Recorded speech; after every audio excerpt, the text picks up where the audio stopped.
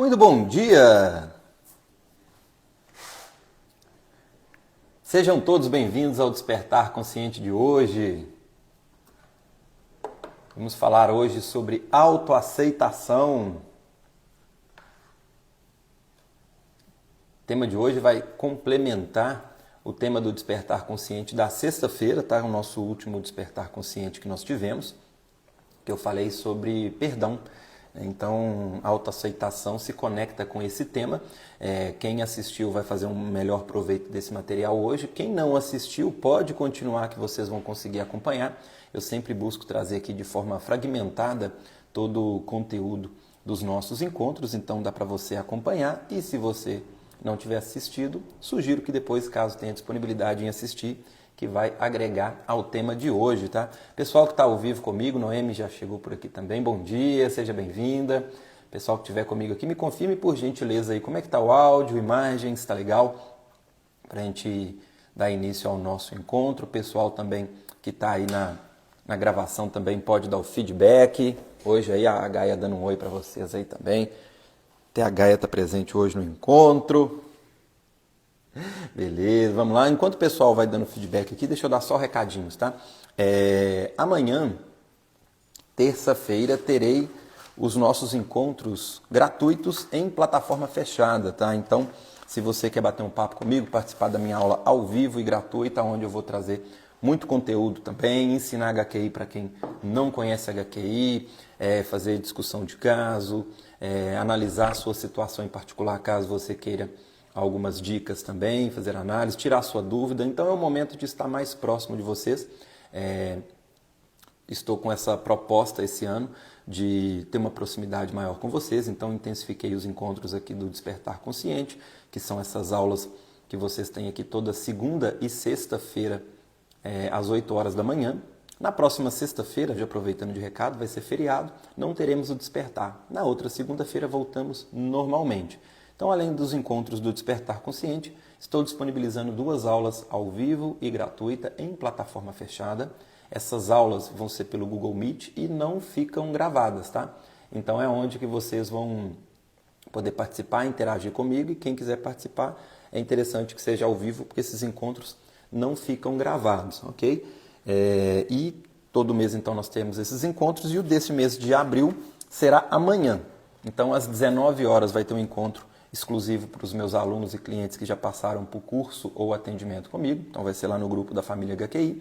E às 20 horas vai ser o encontro do grupo VIP, que é o meu grupo do WhatsApp aberto a todos os públicos. Tá? Então, você que me acompanha aqui nas minhas mídias sociais, você pode participar desses encontros também, mesmo que você não tenha passado por curso ou por atendimento comigo. Você também será muito bem-vindo nesses encontros. Tá? Então, recado dado, nosso encontro então amanhã. Vamos falar aqui então sobre o nosso tema de hoje, que é autoaceitação. Tá? Bom, todo mundo já sabe, não vou ficar chovendo no molhado, né? A importância de você se autoaceitar. Tá? Então eu vou pular essa parte. Nós já acredito que a maioria das pessoas já entendem, sabe que tem consequência muito drástica uma pessoa que não tem uma boa aceitação com si mesmo, e eu vou explorar aqui as causas, né? O que gera esse movimento, esse comportamento, seja emocional, seja racional e até comportamento prático, e também o que gera tudo isso, porque, como eu disse, muitas pessoas já entendem as implicações disso, mas não conseguem trabalhar porque existe uma causa interna por trás disso. Tá? Então, esse vai ser a proposta do encontro de hoje, que na verdade já é a proposta de todos os encontros, né? Entender os bastidores dos temas que nós entendemos que tem relevância com o resultado de vocês, ok? Bom, primeiro ponto aqui de uma dificuldade de uma autoaceitação, nós passamos pela dificuldade de perdoar a si mesmo, por isso que eu falei que esse assunto se conecta com o encontro anterior, e aqui nós estamos falando principalmente do sentimento de culpa. Tá? Então, uma pessoa que tem um histórico de culpas, ela vai ter uma dificuldade em aceitar a si mesma, porque essa culpa ela vai ser aquele catalisador de autopunição, de movimentos onde a pessoa não vai ter uma dificuldade de um merecimento, né? Quando ela fica desconfortável quando ganha algo. Claro que não é só a culpa, tá? Estou começando por ela, mas todos os temas que eu vou trazer aqui, eles vão se conectando. Eu gosto sempre de trazer de forma fragmentada para vocês montando a pecinha do quebra-cabeça. Então, quando eu trago um raciocínio aqui, não se apeguem que, então, esse problema é por causa de culpa, esse aqui é por causa de injustiça, esse é por causa de rejeição. Não, tá? Todos os problemas eles se conectam e muitas das vezes a pessoa pode ter um problema com várias causas diferentes. Tá? Então são causas diferentes alimentando o mesmo problema. E é importante vocês entenderem isso, senão vocês vão ficar se apegando somente a uma fração, a uma parte do raciocínio e vão achar que é só aquilo. Ou vai perder uma oportunidade de explorar as outras causas, ou vai resolver a que você identificou e que faz sentido e não vai olhar para as outras. Então vai ter parte da solução.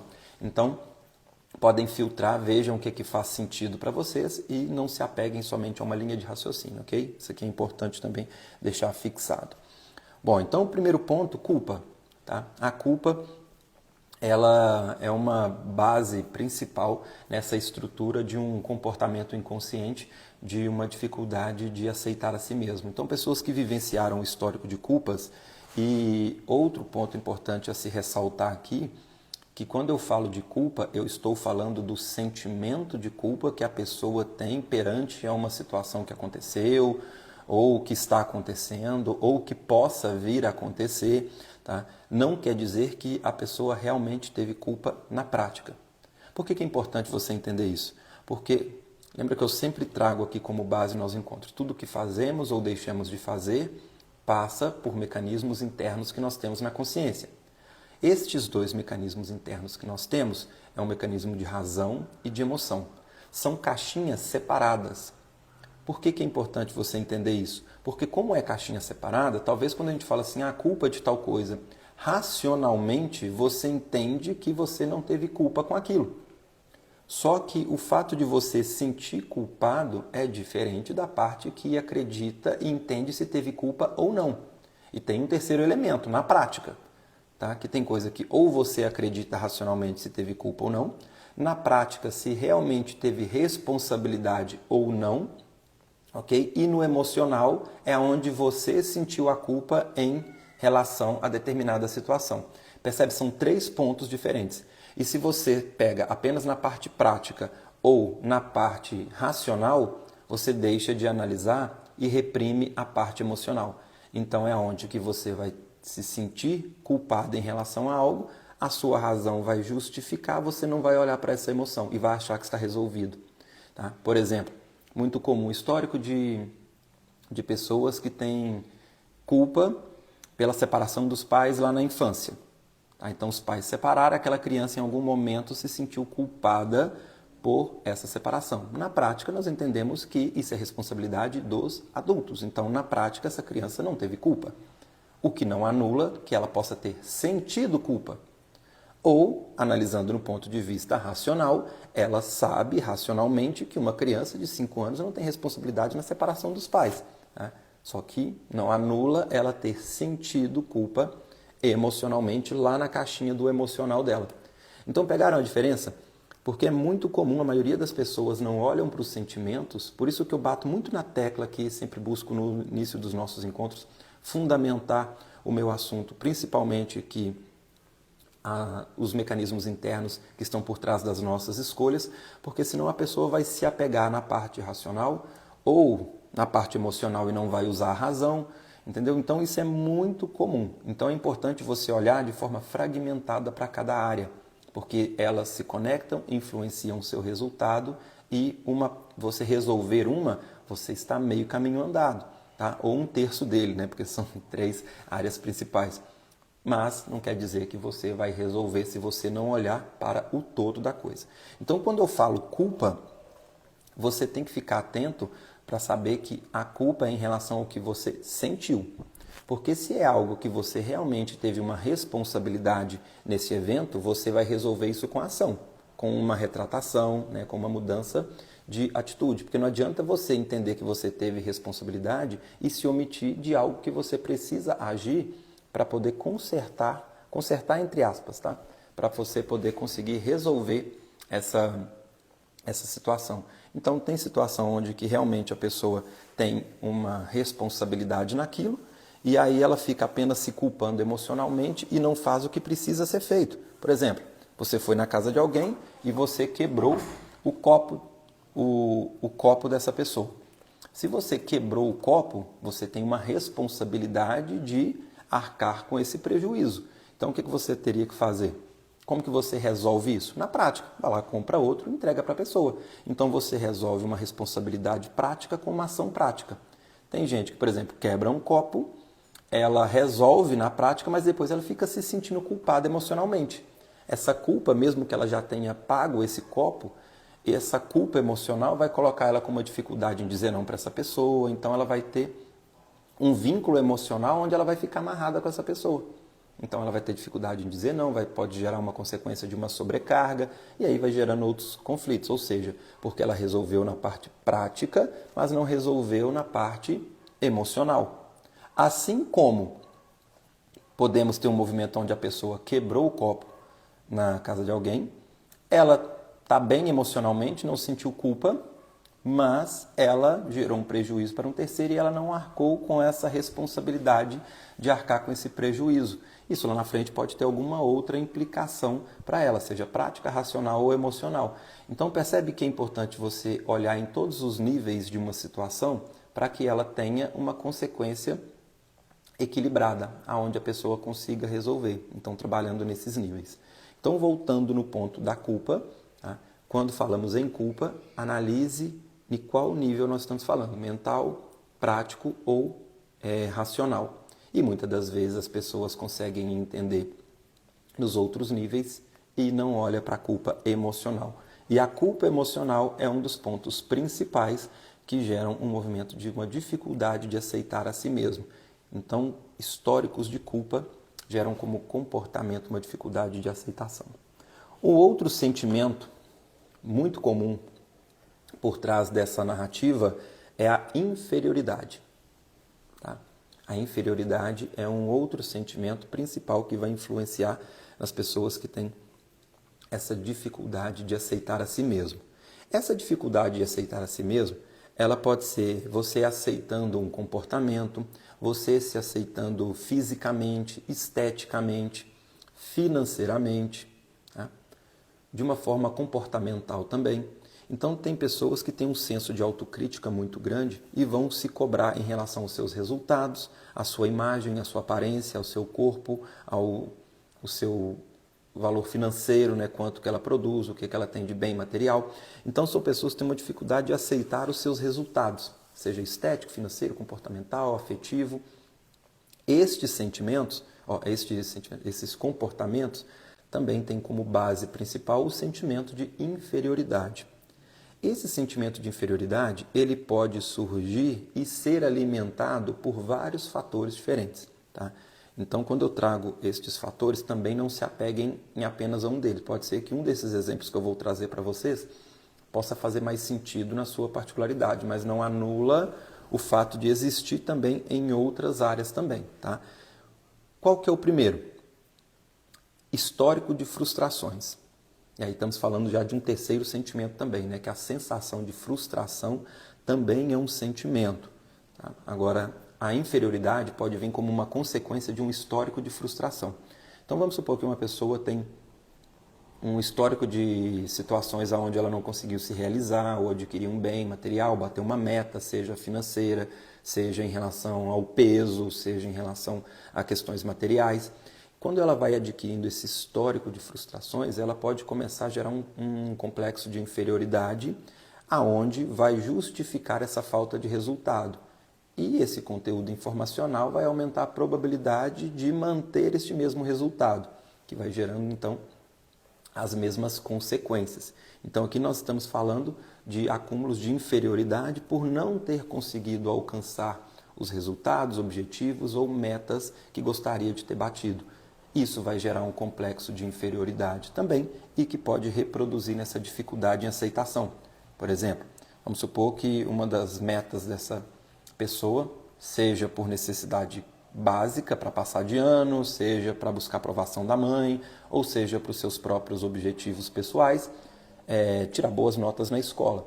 Então, à medida que ela vai passando por esses processos de prova e vai tirando só notas ruins, isso vai gerando inferioridade e isso vai gerando, a longo prazo, uma dificuldade de se aceitar na sua competência em fazer provas. Tá? Então, agora nós temos uma dificuldade de aceitar a si mesmo, tanto o resultado ou em relação à sua competência naquilo que está se desenvolvendo. Tá? Então, aqui nós temos uma causa particular nesse movimento. E temos também onde a pessoa pode chegar no mesmo resultado, mas por motivos diferentes, usando a mesma base emocional, a inferioridade. Aqui nós temos movimento onde foi exposta a comparações, ou terceiros comparando, tá? Pode ser, por exemplo, a mãe comparando a falta de resultado desse filho com as notas, com o dos coleguinhas que já tiraram boas notas, ou dos primos, ou dos irmãos. Então, esse histórico de comparações, onde a pessoa sentiu inferioridade ao ser comparada, pode gerar vários sentimentos de inferioridade. Por isso que eu falei que os assuntos se conversam. Ela pode se sentir culpada em não suprir as expectativas da mãe, independente se está certo ou se está errada. E quando eu trago esse exemplo aqui, tá? Mães que estão me assistindo, não se culpem caso tenha exigido isso do seu filho, tá?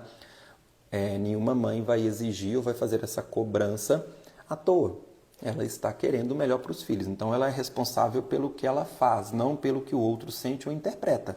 Tá? Então, da mesma forma que os pais têm responsabilidade naquilo que eles geram como uma consequência nos filhos, os pais não têm uma responsabilidade e nem controle sobre o que os filhos vão sentir. Tá?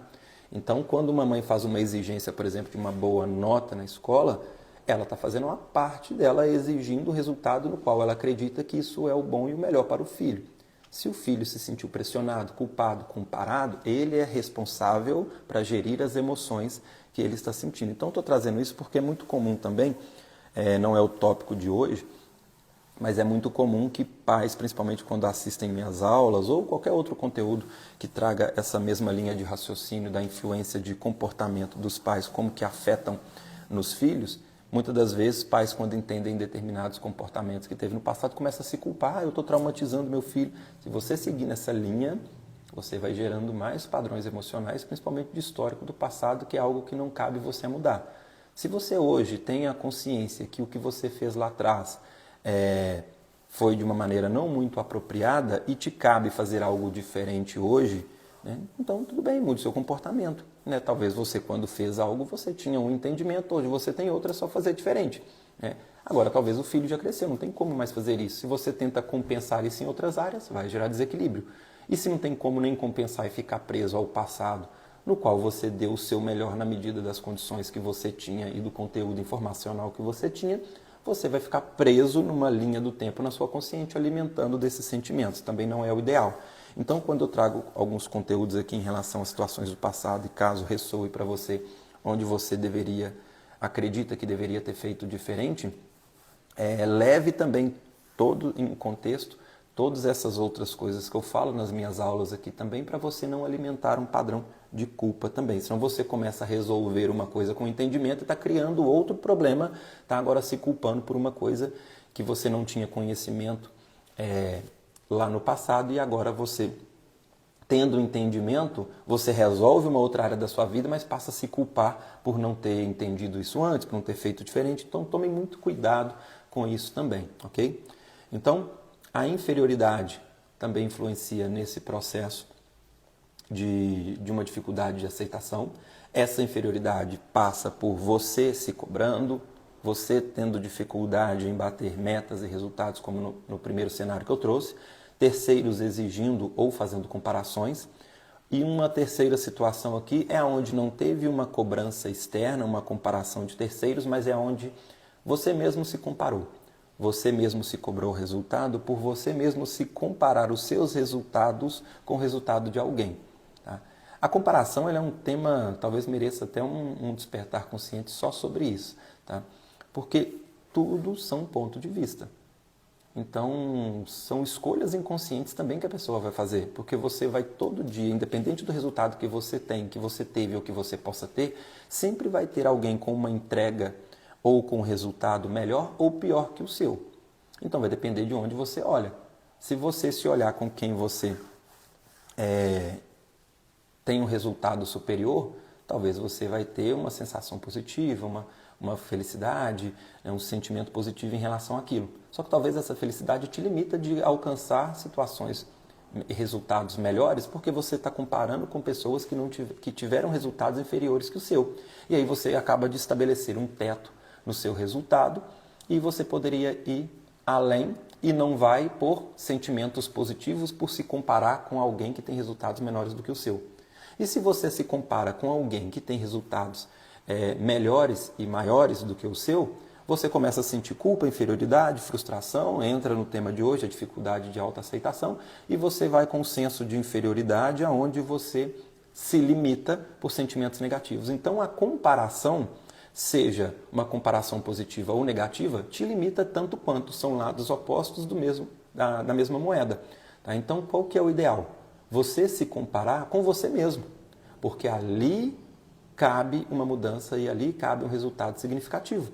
Porque se você se compara você hoje com você do passado, você vai conseguir medir os seus resultados de acordo com a sua entrega e ali você vai ver se o resultado está coerente e condizente com as suas expectativas e com a sua entrega, e caso não esteja, é onde que você vai ter condições de melhorar.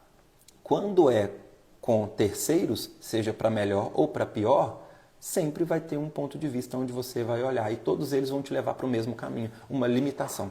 Seja você superior a quem tem resultado inferior que o seu, ou seja você se inferiorizando de quem tem resultado superior ao seu. Então nunca compare o seu resultado, o seu peso, a sua estética, a sua entrega, seu resultado profissional com terceiros.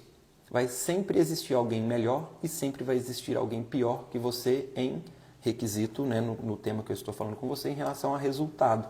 Então é importante você separar isso aqui também, que eu estou trazendo uma explicação racional, que muitas das vezes você trazendo essa própria elaboração racional, você já vai conseguir trazer resultado, porque talvez você já esteja bem emocionalmente e o que está limitando e te colocando dentro dessa narrativa é uma análise racional errônea que você esteja fazendo em relação a isso. Então, quando você traz essa nova racionalização para esse movimento, você pode mudar seu comportamento. Caso seja uma questão emocional por um histórico de situações onde a caixinha do emocional, aí você vai estar meio caminho andado entendendo o que eu estou trazendo para vocês. Só que aí você vai precisar mexer lá na caixinha do emocional, tá? Trabalhando a inferioridade, a frustração, a necessidade de ter ou o medo de não ter. Então, são sentimentos que estão te colocando dentro da mesma narrativa, ok? Então aqui trouxe os 3 primeiros aspectos, vamos trazer um quarto, tá? Uma quarta situação. Um terceiro te cobrando e exigindo esse movimento através de críticas, tá? Então agora não é uma cobrança como no outro exemplo que eu tinha trago, de uma pessoa comparando o seu resultado com o terceiro, que tem aquela comparação que é no primeiro exemplo, de uma pessoa onde está tentando fazer uma comparação para te motivar. Tá? Essa seria a intenção da pessoa. E aí ali ela começa a levar para o lado pessoal, acessando a inferioridade. Por exemplo, seu coleguinha já passou de ano, fulano já passou. Então, uma intenção desse terceiro que te mostra e que gerou inferioridade, mas no sentido de motivar. Tá vendo? Você está ficando para trás. E aí, você vai fazer também? E aí, só que aí, no ponto de vista da pessoa, ela sentiu inferioridade e gerou essa dificuldade de aceitação. Já nesse outro contexto que eu estou trazendo, seria aonde a pessoa não teria esse mesmo intuito. Tá? Acaba que sempre volta a ser uma história sobre ela mesma. Tá? Mas aqui a narrativa seria uma crítica, tá? Onde a pessoa chama de burro, chama de incompetente. Tá? Então aqui os motivos provavelmente são diferentes. Tá? Aqui pode ser um motivo onde a pessoa está projetando frustrações do passado, pode ser com uma conotação de raiva, uma expectativa não suprida e essa raiva vira como uma crítica mais agressiva. Isso também gera um complexo de inferioridade tão grande que leva para o caminho do comportamento de uma dificuldade de aceitação. Então é onde um terceiro ele lesou o seu senso e a sua capacidade de confiança.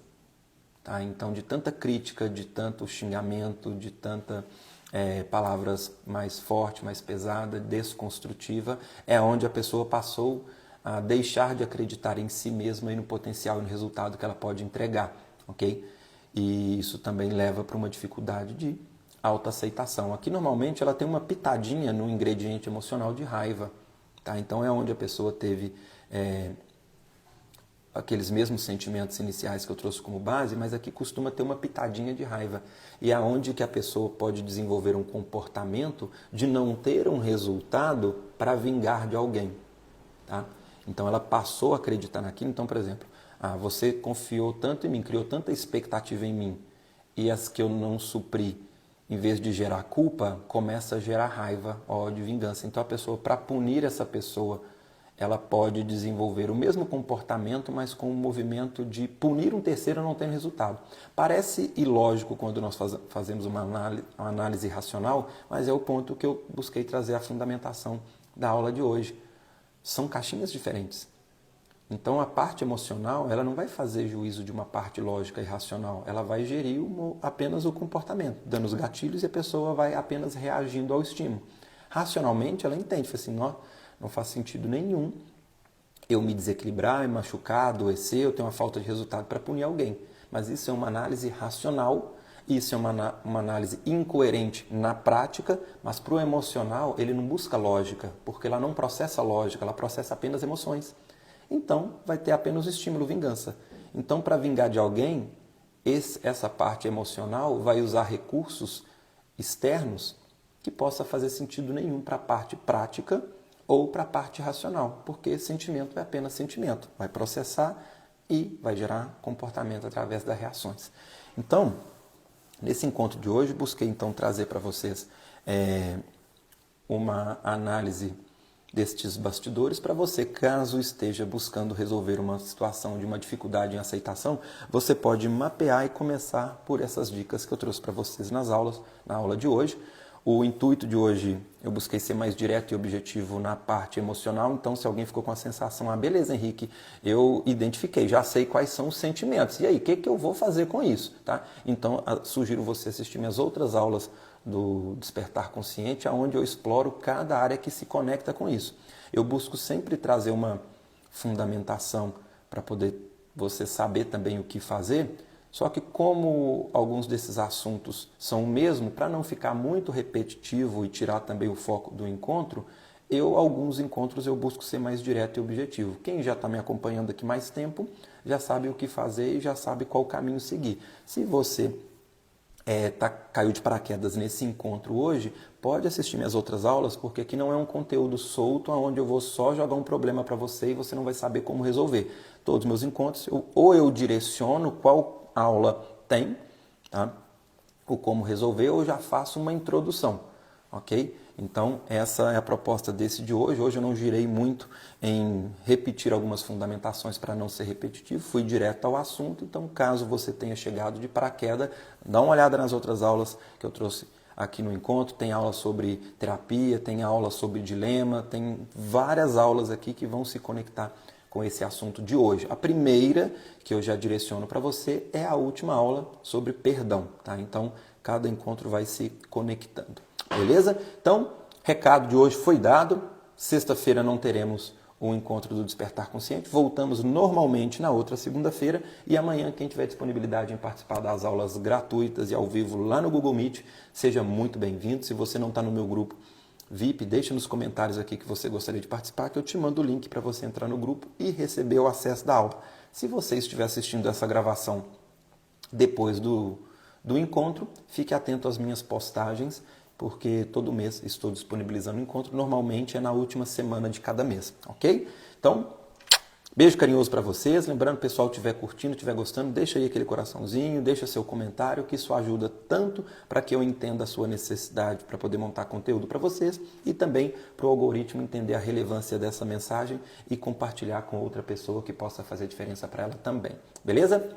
Beijo carinhoso para vocês, estamos aí chegando ao final de mais um mês também, vamos para mais um mês, né, intenso aí, com muita coisa a ser trabalhada. O ano já está se deslanchando aí, então não deixe para deixar para resolver suas questões lá em dezembro de novo. Então, quem já está me acompanhando aqui desde janeiro, já estou nessa pegada firme aqui com vocês, para não deixar para a última hora. Então, quem está começando agora, ainda dá tempo, beleza? Que dá para colher muitos bons frutos ainda neste ano também. Beleza, pessoal? Gratidão mais uma vez pelo carinho de vocês e nos vemos aí nos nossos encontros. Até lá!